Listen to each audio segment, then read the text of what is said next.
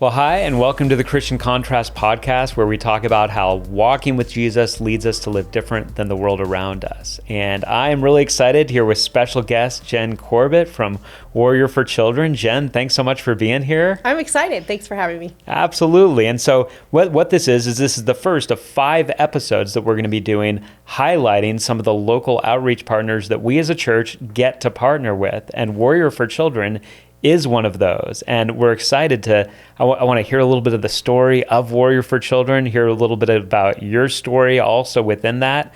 And then part of the hope is that people listening will get a sense of how to pray and maybe even how to be involved in an active part of what's going on. So I want to be able to get to some of how you came into this ministry, but maybe before we get to that, you could just share a little bit about what is Warrior for Children and what is at the center of what you guys are doing in this community? Yeah, for sure. So Warrior for Children is basically a nonprofit organization that supports children and youth navigating trauma. So we support kids from 0 to actually up to age 21 now, because we're supporting our transitional age foster youth program. So in that child trauma support, we don't just support children in foster care, but we really support all children who are navigating something difficult, a traumatic thing that has happened to them. And so how we do that is we support them in 3 very unique ways. We provide tangible resources, basically providing the little stuff so that they don't have to worry about that.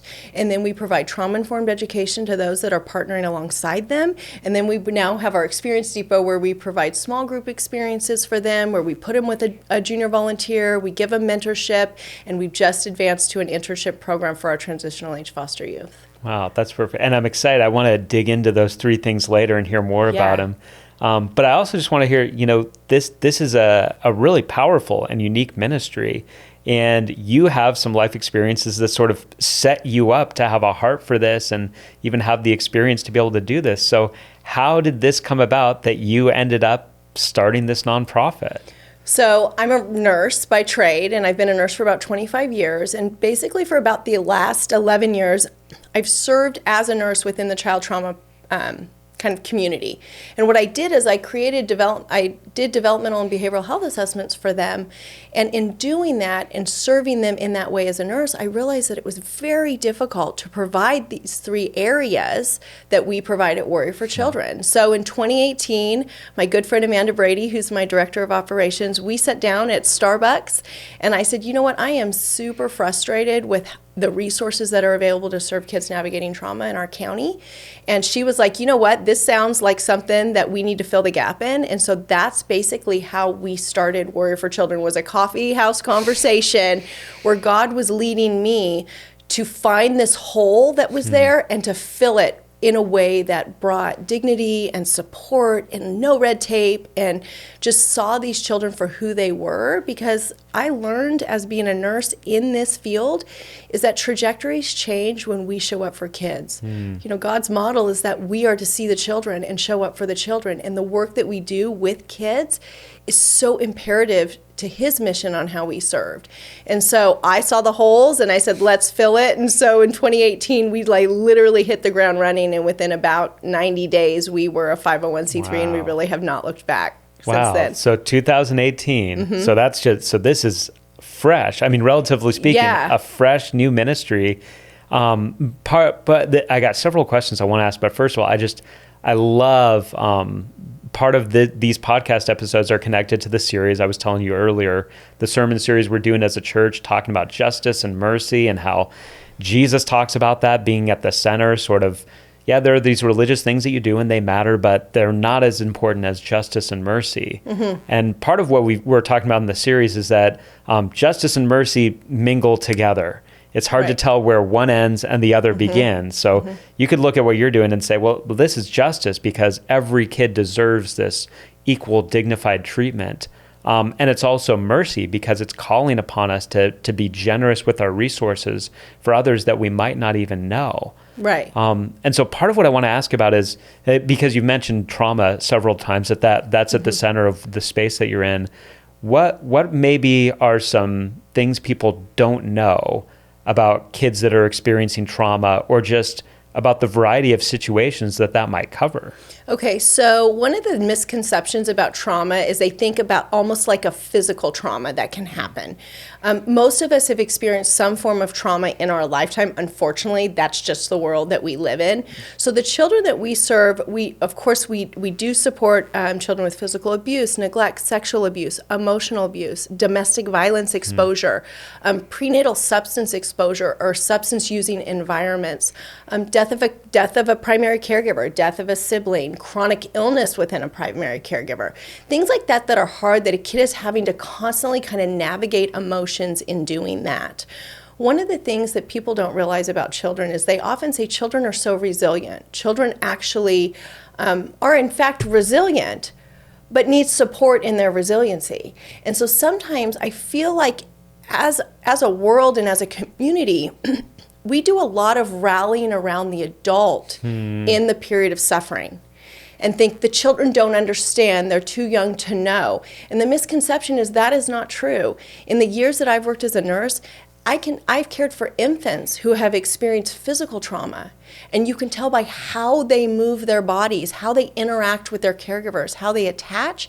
They know, even if they don't have like the ability to verbalize or to express it to us. And so I just want people to realize that our kids need to see us adults creating safe spaces for them.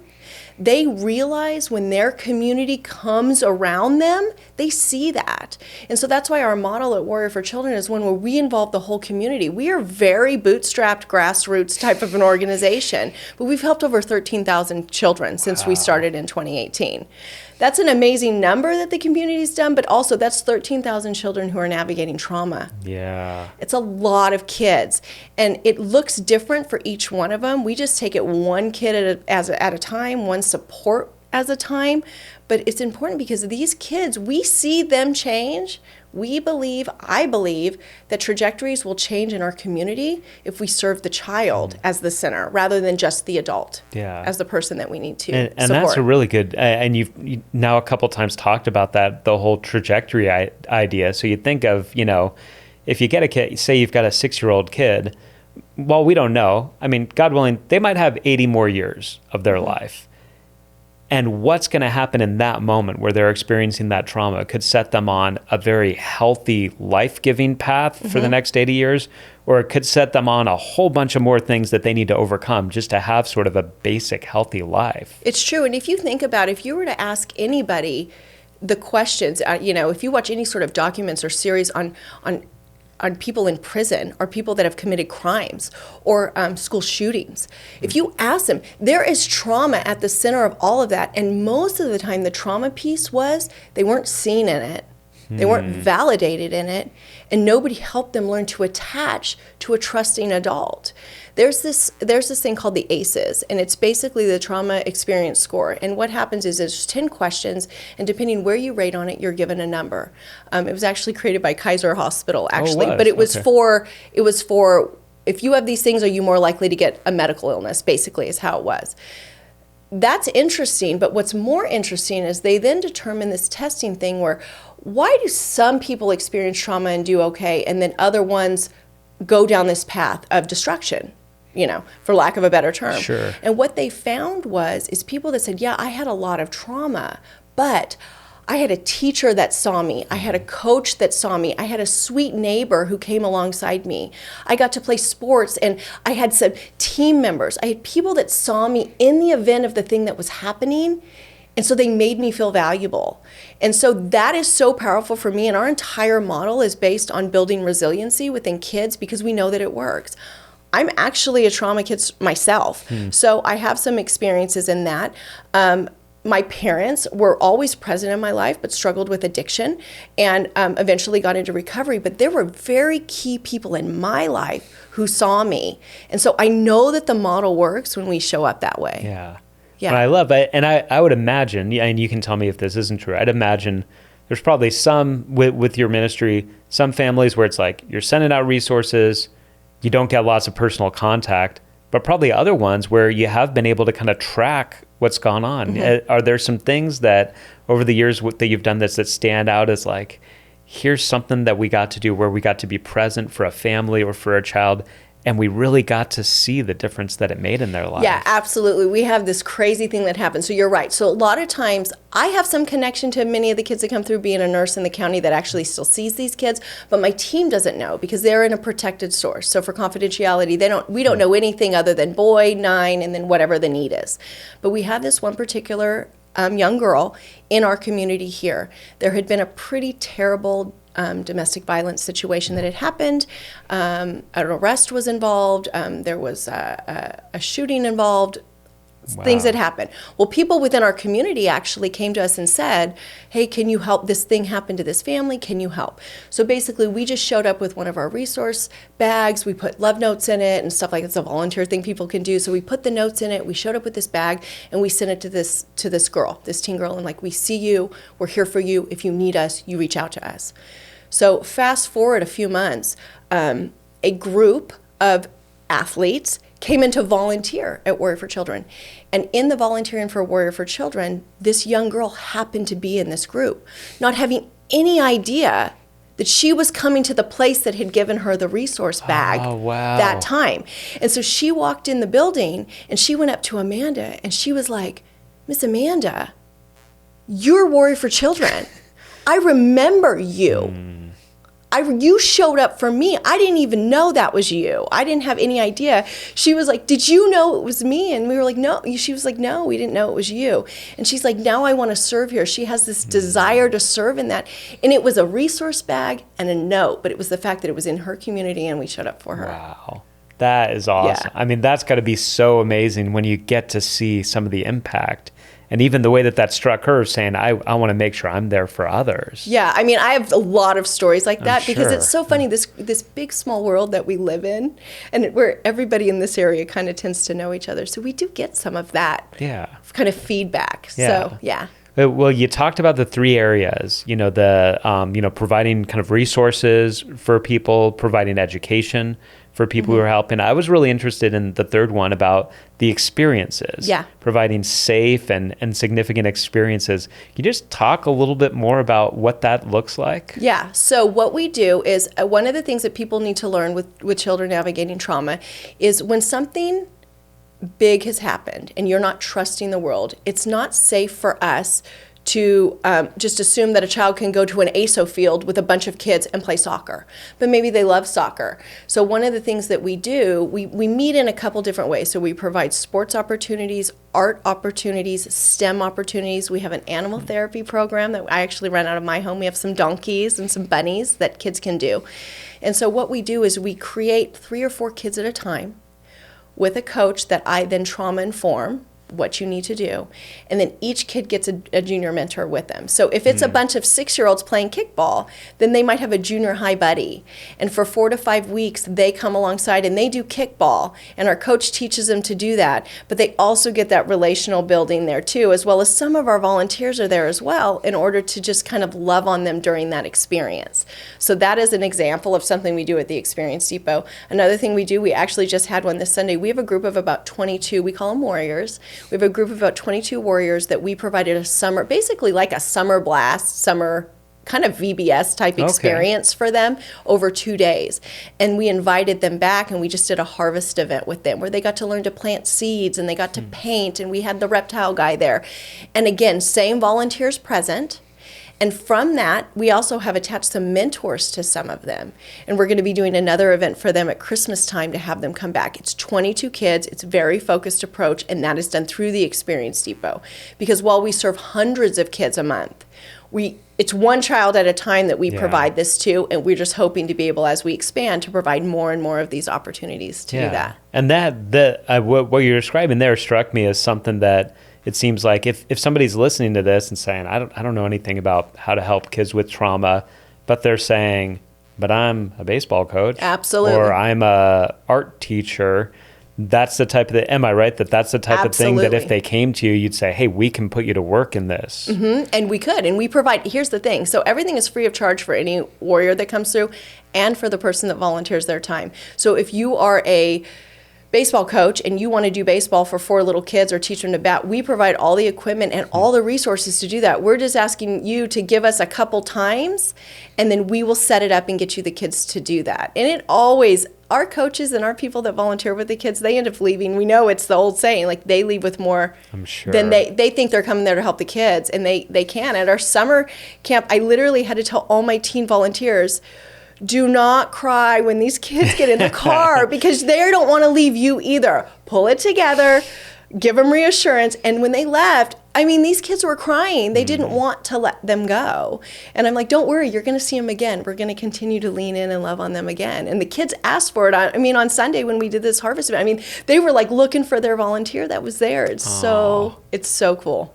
Yeah. Well, tell me more about the junior helpers and what's involved with that. So these are teens who are coming in and helping in some practical ways with the Experience Depot. And then are there some other ways that teens are involved in the overall ministry? Yeah. So we are literally 4 moms primarily that run this thing. And so we have kids, and we also are moms that like to serve. And so one of the challenges we found was there was organizations where you couldn't bring your kids or you had to be a certain age to do that. So we actually welcome all ages at our Impact Center to volunteer. So if you're a mom with kids and you want to come in and do that, we encourage you to bring your kids. For kids that need to do their volunteer hours or have a desire to volunteer, we do that as well. So an example of age we ask for if they're going to be volunteering without their parents is 14, and then we give them the training they need. Once they volunteered in our Impact Center, then we begin to open up the invites to, hey, how about we're having this event, or would you like to come to this small group experience and all of that. So basically, they just reach out. We love having teens there. The Boy Scouts, the Girl Scouts, homeschool co-ops, all of that kind of stuff. We love to have the kids come in and serve. Good. Well, one more question about kind of volunteers, just because that's one of my hopes in this, is that people are hearing this and getting a sense of that there's a variety of different ways to be involved. What are the other ways if somebody's just saying, man, I get it. I hear this. I hear Jenn. I hear the idea that there's a high payoff for this kind of impact. I want to do something. What are the different avenues where you frequently need help and where volunteers help out? Okay, so we're filling about 300 to 400 resource requests a month now. It was a joke. We just had a meeting a couple months ago, and I'm like, hey, when we're getting close to over 100 to 150, let me know. And they're like, well, we're there. Like that sort of thing. Yeah, we left that in the rearview mirror. That bus left the station a while ago. So basically, a primary need, when anybody wants to volunteer, we always say what you need to do is come in, take a tour of our Impact Center, let us show you what the opportunities are. So a volunteer might do anything from packaging up our resources, and we have them in little bags that we put them in, pulling resources, organizing our shelves, doing the paperwork portion of each resource, getting the bags ready. We have a very cool program called our birthday program. And so one of the things we do is some of our agencies at the end of the month, so we just got them for October, will give us any kid who has a birthday in the month of October. What we do then is we provide a high quality, like a $50 to $75 valued birthday gift.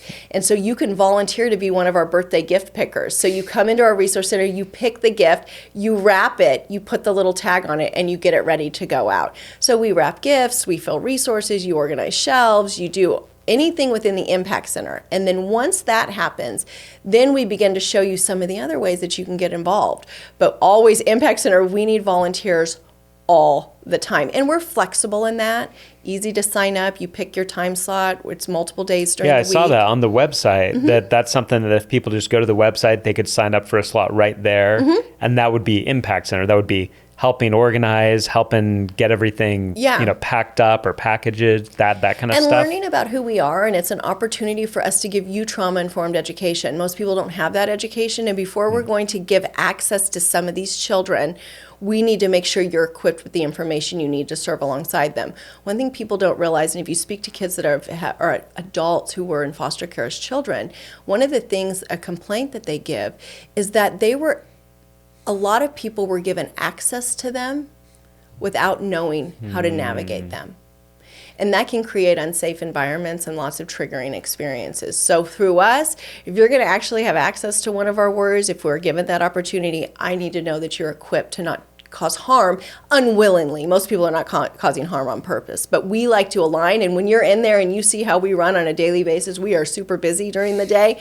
So you learn real quick kind of how we support these kids and what our voice is into their lives. Yeah. Yeah. So something I do want to ask this, that on a slightly more personal note, you talked about really feeling led by the Lord to start this ministry. This wasn't just something that you felt like, I have this idea that I came up with, but you really felt led to it.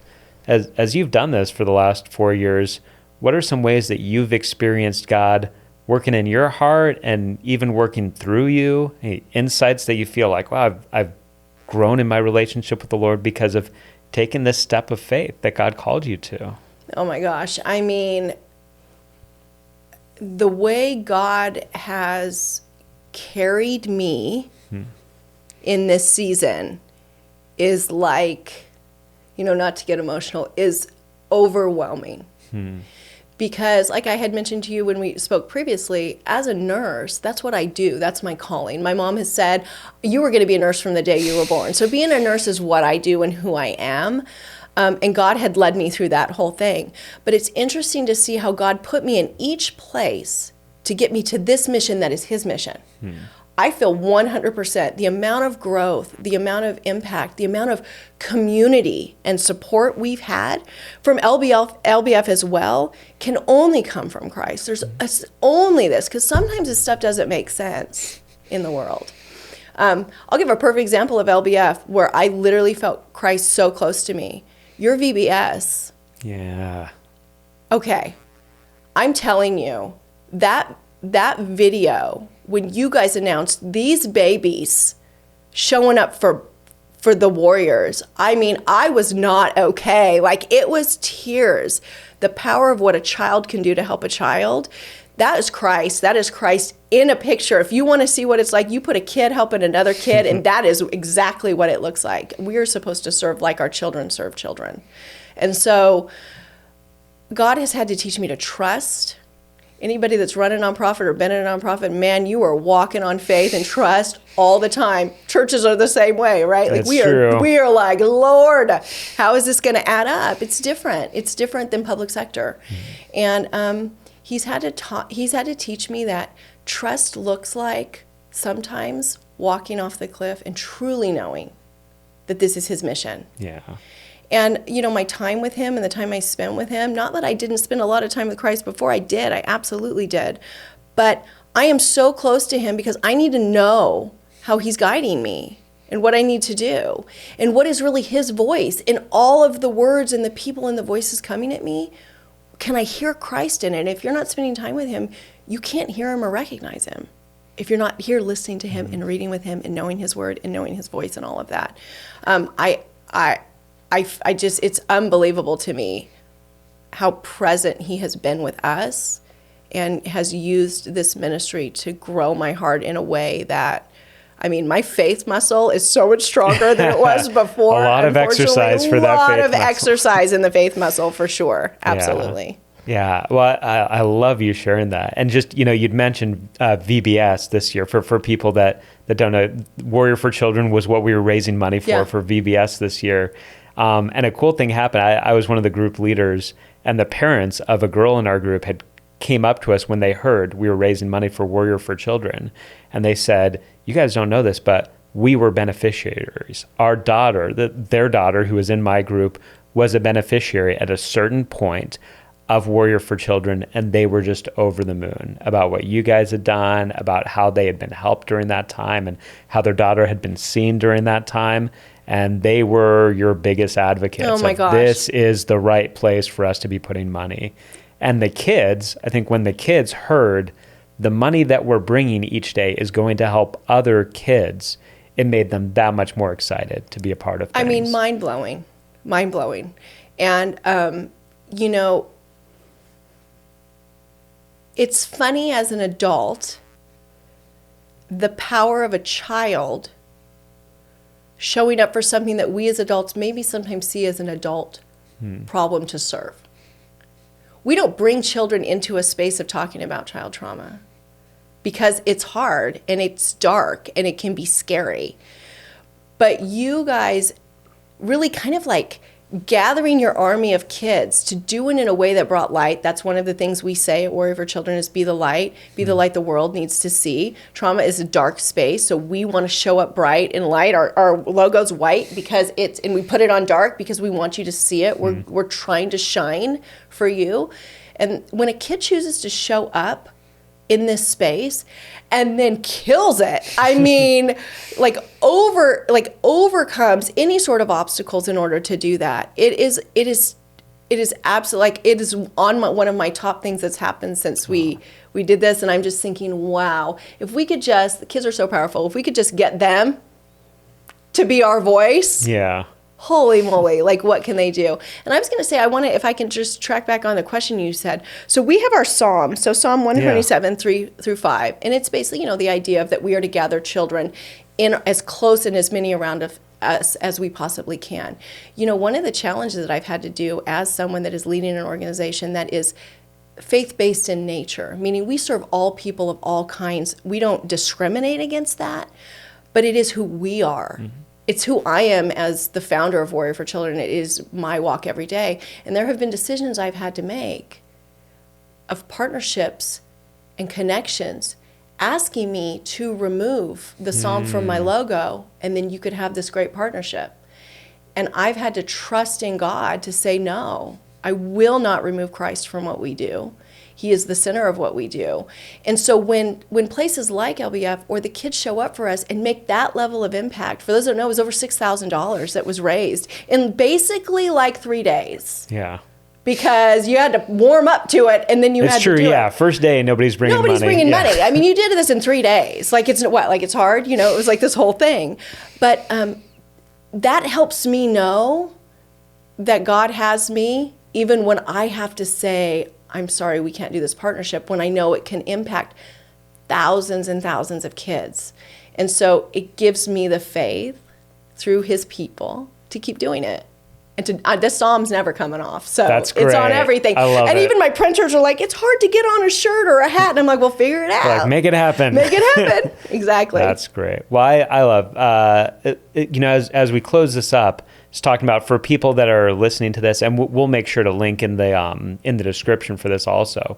I just Googled Warrior for Children and it came up right away, but how would people find you online if they're looking to look more into this? Mm-hmm.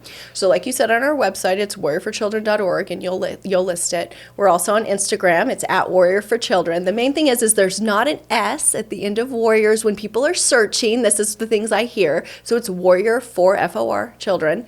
On Instagram, we're on Facebook, Warrior for Children 1.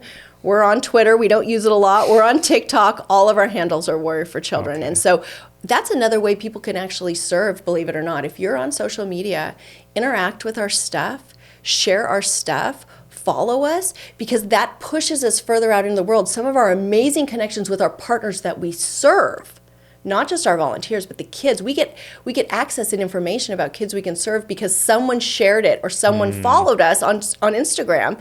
And then someone was like, hey, I'm an organization that supports children navigating trauma. We have a meeting, and then they become. We are in all 4 counties now. So we serve in San Bernardino, LA, Orange, and Riverside counties. Perfect. A lot from social media. Yeah. Yeah. Well, perfect. Well, Jenn, thank you so much. Thank you for sharing all this, and thank you for how you're doing the Lord's work in this amazing way. And I just want to give an encouragement as we wrap up this episode for anybody thinking about this. We're going to be talking through more of these local outreach partners.